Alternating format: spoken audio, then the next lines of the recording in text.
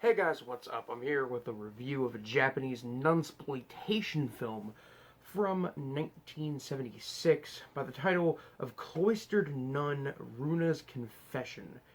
Now this slice of pink film sexploitation trash is about a nun named Runa who entered a convent after losing her boyfriend to her sister, and her dream of living a tranquil life in this convent is absolutely thrown into the fucking gutter when she's raped by a priest and then introduced to a life of torture and abuse. Now,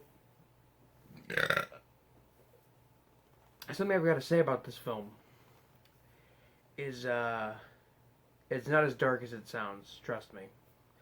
So the film literally opens up, and I mainly just wrote about this opening scene with the credits because this scene itself is like kind of bizarre, honestly. Um, it literally just opens up with Runa ringing the church bell in the church, going up the tower, starting to ring the bell, and then suddenly the priest comes up behind her and just kind of like fucking lifts up her habit and starts eating her ass.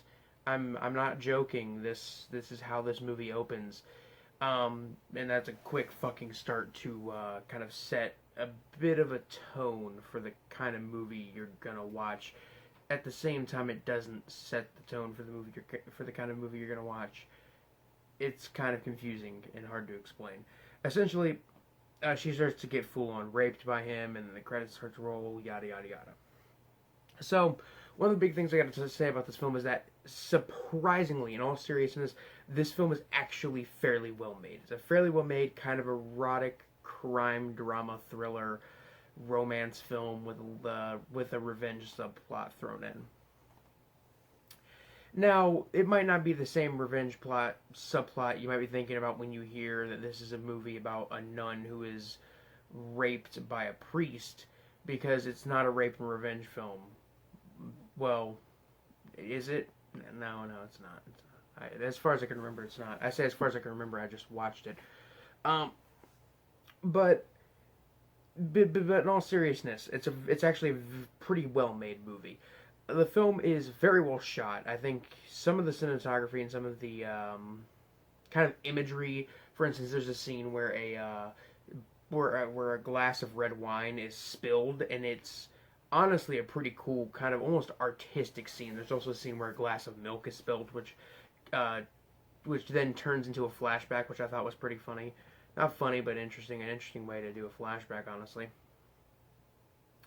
And I think the opening with the credits to this film really kind of tells you that this film it really shows that this film is well shot, because at the same time as Runa being assaulted, it also shows shots of the church and of religious paraphernalia and of the Japanese countryside, and it's actually kind of beautiful. Look, it's actually pretty beautiful to look at. So everything on a technical level in this film is good, other than some bad editing here and there, but some people might not notice it too much. The film is pretty well acted, considering this film is basically porn. And the writing is also fairly good. Again, surprisingly, this film is of some level of quality. I guess the Japanese in the 70s took a lot of pride in the fact that they were making trash films. Oof. God damn. There goes the yawning. The film, I think, has an okay pace. It's got problems. There are quite a few boring moments in the film, and there's not much to fix that, but I still found the overall plot of the film to be pretty interesting until like the ending. I feel like the ending is a little too goofy considering the plot you're given with this film. And some of the music, it feels a little out of place at times too. I will say that, because there's like some happy music playing during a scene that's pretty fucked up, honestly. But like I said, I found the actual plot. I found the actual God fucking damn it. I found the actual plot of this film to be fairly interesting, and that's something I didn't expect was for this film to have a serious actual plot coming out of a nunsploitation pink film. But surprisingly, this is what we get. When it comes to the sexual content in the film, it's fairly explicit. It's not the most explicit stuff I've ever seen. It's not like in the realm of the senses level of explicit, but it's got some pretty it's got some pretty raw moments and a couple fucking quite a few scenes of sexual assault. I think maybe 3 or 4 maybe. But yeah, that's I'm saving that for a little later. I'm saving that. I'm going to talk about that in just a second. But the film isn't on the same level of blasphemy as something like The Devils. I would say it's more on the side of like. I mean, out of the nunsploitation films I've seen, which is 3 of them, it's probably more like Santanico Pandemonium,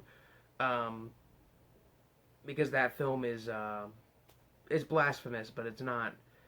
I don't know. It's not as blasphemous as The Devils. This film isn't even as blasphemous as Santanico Pandemonium, but The Devils is like God tier nunsploitation.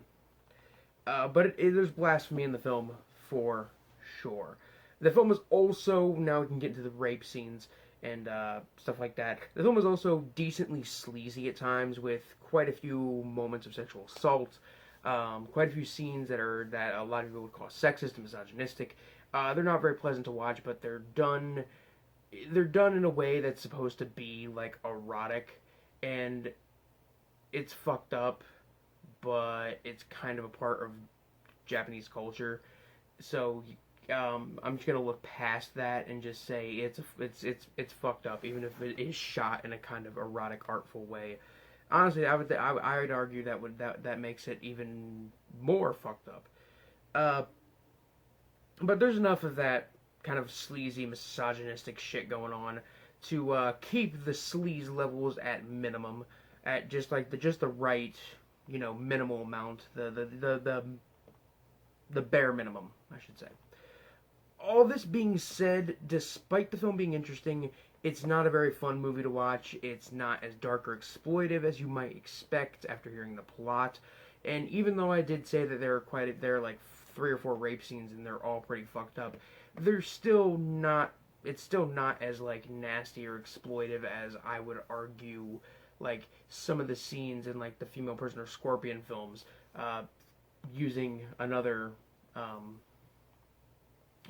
series of Japanese exploitation films, for example. Oof. I don't know if I would say that I like this film, honestly. It's pretty quality. Like, it is a quality film, surprisingly well made, all things considered. But at the same time, I should also mention, it's decently exploitive, it's decently sleazy. It's not as sleazy as you want it to be. It's not as sleazy as you expect it to be. And